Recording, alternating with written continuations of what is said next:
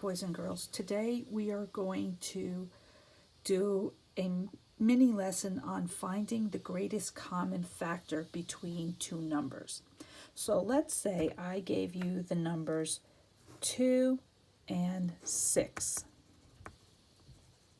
And I wanted you to list all the factors, all the numbers that you can multiply together to get an answer of 2. Well, I can multiply 1 times 2, and that's it. I cannot multiply anything else together and get 2 as an answer. Now I'm going to do the same thing for 6. If I wanted to find all the factors, all the numbers that I could multiply together and get 6 as an answer, I could multiply 1 times 6 and I'll get 6. I could multiply 2 times 3 and I'll get 6. Can I multiply 4 by anything? No. And I already used 3. 3 times 2, 2 times 3. I can't multiply 4 by anything and get 6. I can't multiply 5 by anything and get 6. So these are our only factors. These are the factors of 2. These are the factors of 6. Well, now, what am I going to do with this information? Well, now I'm going to look and I'm going to see what numbers appear in both of these lists. Well, 1 appears in both lists, so I circle them. And 2 appears in both lists, but 3 doesn't appear here and 6 doesn't appear here. So those are the only factors they have in common. Okay? Now I'm going to ask you to find the greatest common factor. Now we abbreviate greatest common factor as GCF. So from now on, when you see GCF, that means greatest common factor. Okay, so you don't have to write all 3 words out. So we have our factors of 2. We have our factors of 6. We circled our common factor. Now we're going to try to find the greatest common factor, which means the largest number that they have in common. And so you're going to look and see what is the highest number that appears in both lists. In this case, it's 2. So our greatest common factor of 2 and 6 is 2. Well, let's say we were given the numbers 3 and 6 and 12. Let's say we had to find the greatest common factor of 3, 6, and 12. So we do the same thing. We list the factors of 3. The only thing you can multiply together and get the answer of 3 is 1 and 3. For 6, we already did it up here, so we can just copy it again. We could do 1 times 6, and we could do 2 times 3. And those are the only factors of 6. Now we're going to do the factors of 12.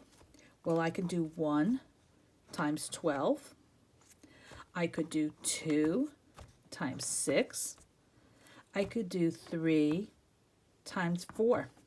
And once you get to 3 and 4 like this, or if you started to get a repeating number, you're done. Okay, so that's the only factors of 12. 1 times 12, 2 times 6, or 3 times 4. All right, now we're going to circle the factors that they all have in common, which means it has to appear in all 3 lists. So 1 appears in all 3 lists.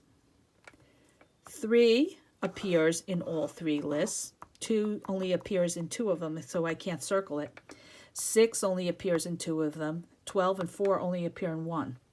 So now I can find the greatest common factor of 3, 6, and 12 is what? What's the largest number that appears in all 3 lists? Right, it's 3. Okay? Well, what good is that going to do for you once you can find all these common factors? Well, here's what it's going to do for you.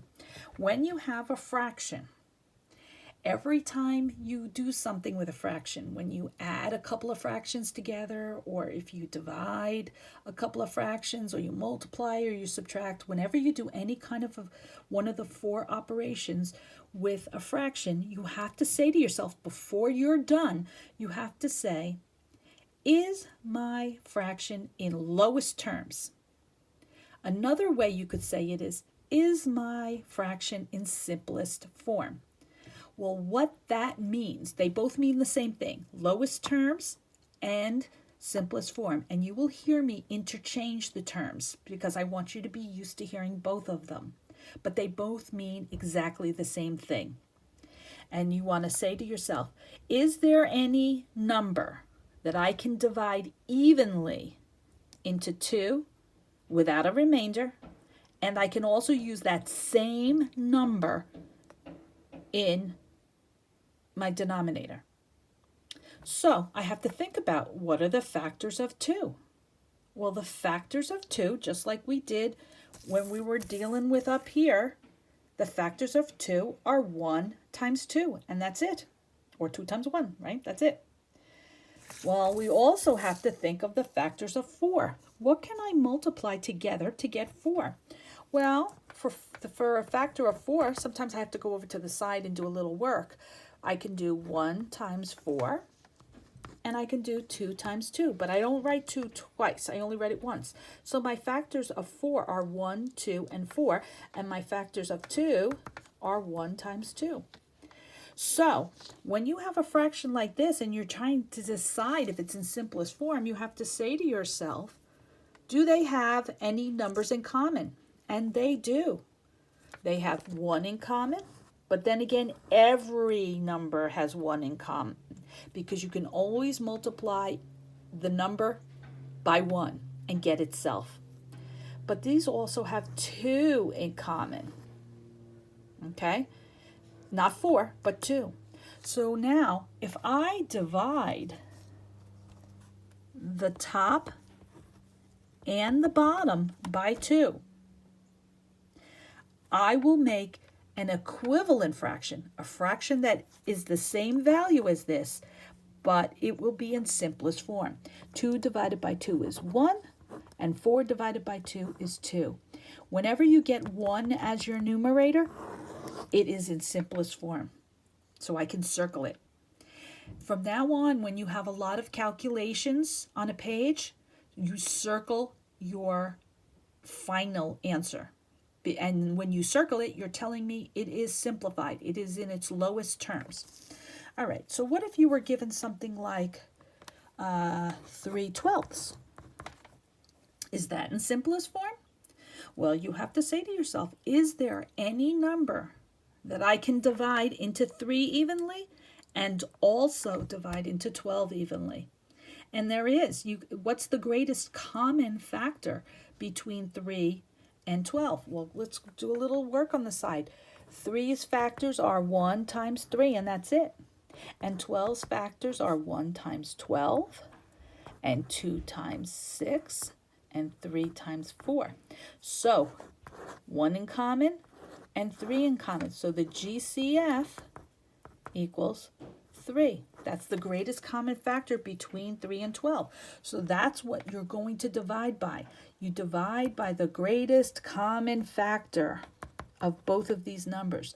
3 divided by 3 is 1, and 12 divided by 3 is 4.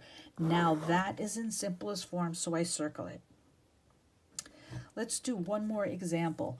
What if I had, say, 15 and 30?